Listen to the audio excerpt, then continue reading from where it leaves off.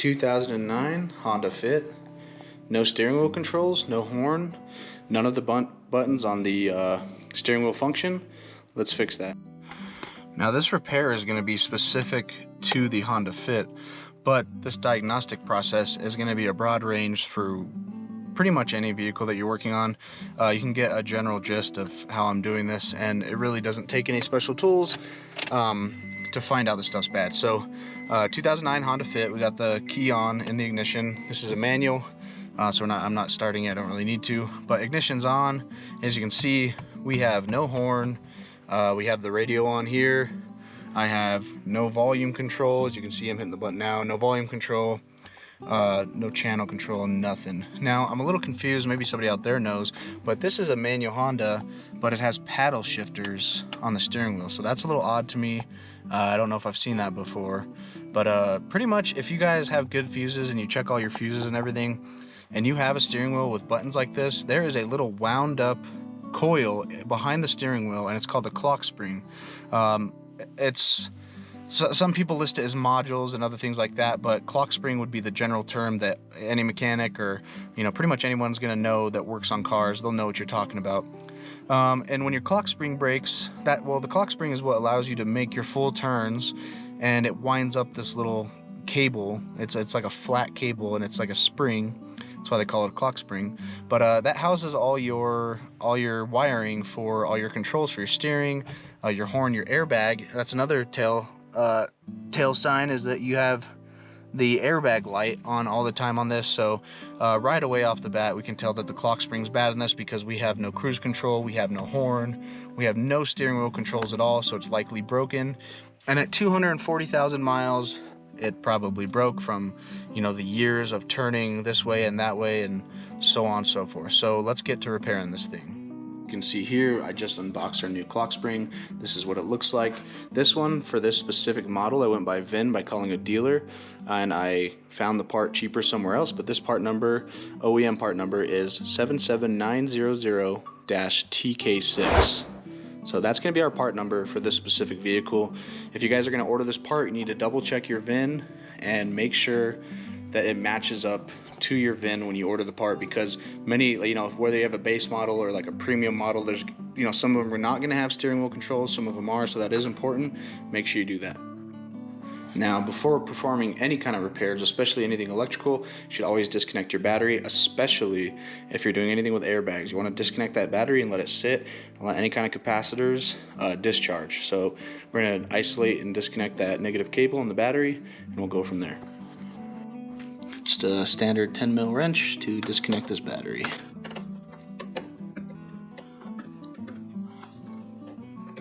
Can't get it on there very well. There we go. Just like that. Take your battery, put it off to this, or your battery cable, your negative that goes to your body, and disconnect that and put it to the side. And then you're going to wait probably, I'd say, about 10 minutes before you do anything on the airbags. A little bit dark in here, sorry, but here is the steering wheel. First thing we need to do is remove the airbag assembly. Now that's luckily pretty easy to do. It just takes a Torque 30 bit, and I'm going to show you the sides of the steering wheel here. And right in there's that little hole. Sorry, lighting's probably not great, but there's your Torx 30 on that side. And then on the left, same thing, Torx 30 there. So right here I got my lovely little screwdriver here by Milwaukee with a Torx 30 bit on there. So I'm gonna go ahead and remove those screws. Now at this point in time, it's okay to move the steering wheel as necessary to get to these screws, but eventually we're gonna have to make sure when we go to remove and install that steering wheel is perfectly straight. But as far as just removing the airbag, it's okay to move your steering wheel around as necessary to make it easier to get to these bolts. Okay, so there's my other one. So Torx 30 head, simple stuff.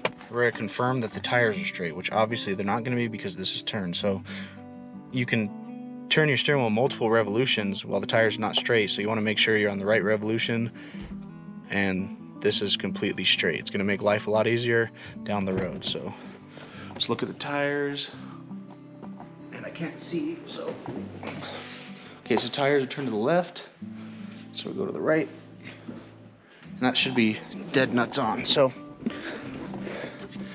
now that we know our tires are straight and then we're not multiple turns out, we're gonna make sure this is straight, give it a little jiggle, that way it kind of rests dead center, and that'll make life a little easier later on. I'll explain why.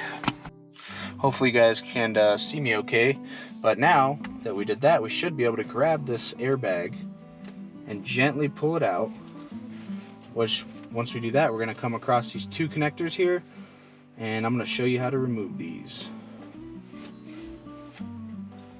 So it looks like we have a ground tab on here. We're gonna remove it from the side that's in here. There's a little clip, and let me try to get you a better view because this stuff's important. I don't want you guys to mess something up if it's your first time. I'm gonna pull this cover off. Hopefully the lighting's good enough. Now we got, it looks like a ground connector here. We're gonna go ahead and remove that. Let's see what kind of connection there is here. Looks like there's a little, like a nipple type deal in here. Looks like we're gonna squeeze that, and boom shakalaka, that comes off easy. With this little safety lock device, it looks like you're gonna pull back this black piece, and it comes off just like that. And there we go. We have this little mini danger bomb, also safety bomb. So we're gonna set that aside now that we know it's not gonna absolutely blow up in our faces.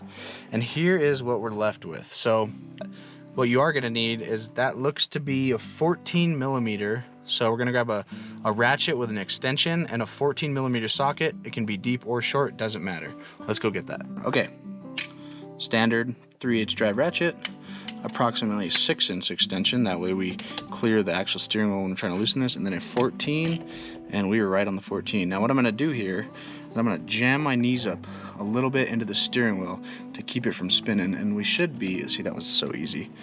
So that was a very easy one to take out. So loose, and we will undo that. Bingo bongo. Set that aside, and here comes the next part. Before you guys get gung-ho and you want to pull the steering wheel, I don't know if the steering wheel is keyed, and from the looks of it, it's a little hard to tell. I don't see a mark, and by keyed, if you don't know what that means, as if it only goes on one way. So what we're gonna do is we are gonna scribe this. I'm gonna use a carbide scriber. You guys can use a marker if you don't have a carbide scriber, but I'm gonna scribe this to the same spline. So this is gonna be hard to film and not breathe in the mic at the same time, but please excuse my fat guy breathing if that's what I'm doing. I apologize. But we're gonna try and find an exact spline and mark it. So like, we'll pick this one for instance. So we're gonna score this spline up on the outside with this carbide scriber, so we can see, so we're scribed there. All right, so after we mark our steering wheel, so that way we make sure we get it in the same place, I'm just gonna break it loose gently, just a little bit, and you're gonna see we have some harnesses in here we need to disconnect. Easy, easy.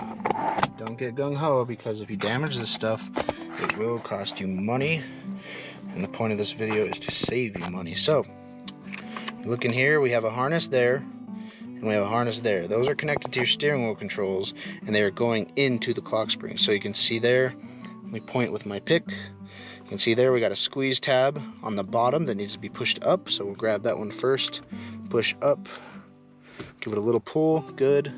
This next one, I can't see the style of it exactly. Oh, this one, it looks like it can stay because, yeah, this is for your airbag, so this is actually gonna slide through that hole. So once we do that, gently pull away the steering wheel, make sure you route your wires through. And let's take a look at the splines in here and see if they are in fact keyed, which, let me get my flashlight. They don't appear to be, but I may just not be seeing it. So I got my little light here. Yeah, so this, the spline edge, if you want to call it that, it looks completely universal. So you could put the steering wheel on, you know, completely upside down, which sucks, unfortunately. But if you guys take those steps, you should be okay. Now we're going to get to removing this steering wheel cover shroud. So that's going to be our next step, as removing this entire plastic upper and lower shroud. So let's do that. Alright, so we're underneath the shroud now. I'll do some editing so this is the correct way of orientation, but we're going to use a number 2 Phillips bit. If you don't know Phillips bit. Number 2 is pretty much the standard size, and there's going to be a hole here, a hole there, and I don't even feel the other ones.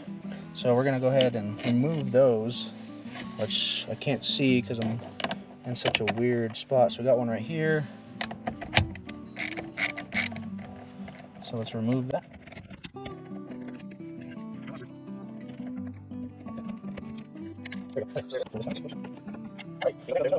Sweet. Now I can't see very well under there, but I think that we almost might be ready to come apart here. Let's double check, because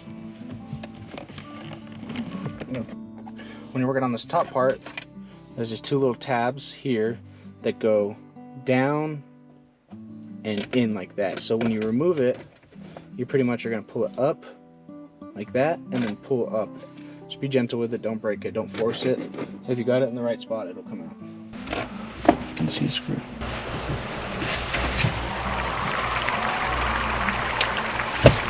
There's a 3rd screw. And the whole thing's just going to come out like butter. So, just like that.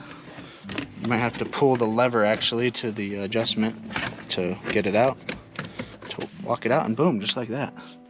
Easy, easy, easy. You should have something that looks like this, and if you don't, then you missed a step. You need to go back and do it again, or do what you missed. So as you can see, we have all our controls here. This is also how you would come in here to replace your windshield wiper, probably module, I guess they'd call it. I don't know if they'd call it in a 2009 a module, but your windshield wiper switch or your headlight / blinker switch.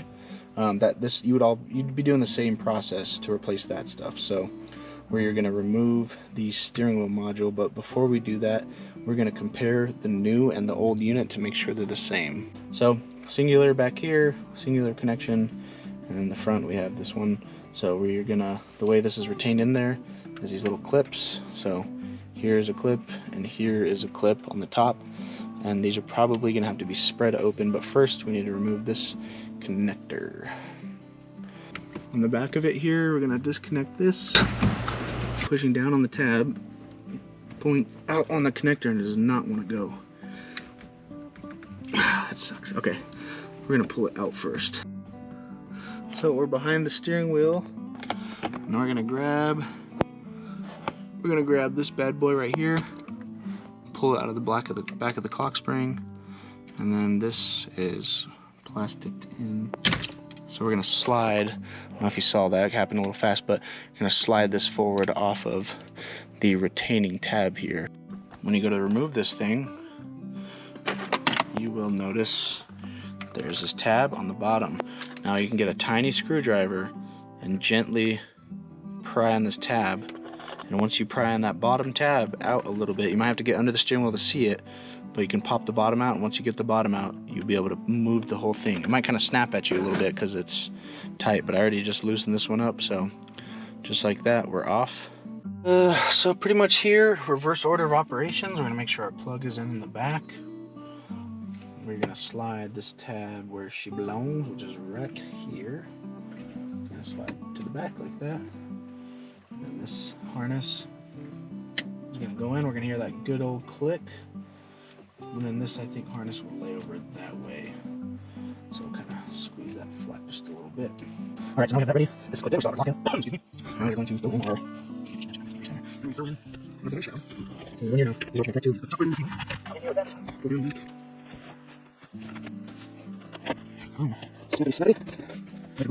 so we're all connected there. Next step is going to be the steering wheel itself. This part is very easy and straightforward. We're going to grab our wheel. These 2 pins here are going to align with the steering wheel. That's what's going to make sure everything turns together. So now is the time you can pull your safety lock out like that. So you can remove that, pull it out, throw it away, or put it in the old one, whatever you want to do. We're going to make sure we run our cables through here, just like that. Now here's the important part where we need to line up those marks perfectly how we had them before. So I'm gonna get my flashlight out. I want to make sure these things are the exact same.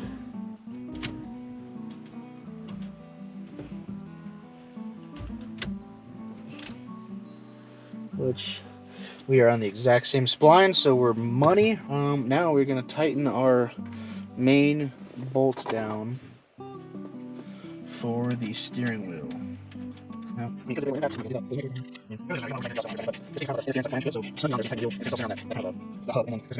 it's basically going to keep it from coming off the spline. So just a firm snug on that nut. I'll give it one more snug. There we go. So give a nice firm man snug, if you want to call it, on there. Now it's time for the old airbag. Reconnect that. Boop. So we heard a nice snap there. We're going to want to lay all these wires in there nicely. Make sure they're not going to get pushed by anything, which that appears to be the bee's knees right there. We're going to grab our Torx 30 bit again, because now we're going to remount this.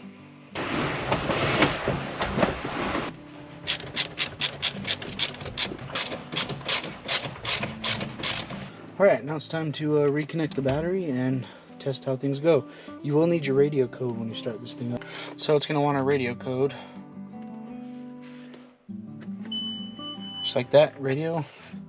Caution light, and that'll go away. So we're going to go neutral, start it. And if everything worked, we should have a horn. Horn works. With this model, it has cruise control, so cruise control works. And then on this Honda, it comes with these other buttons, but these are for different year makes and models with different packages on the vehicle. So we're all done. That's all you gotta do. Thanks for watching.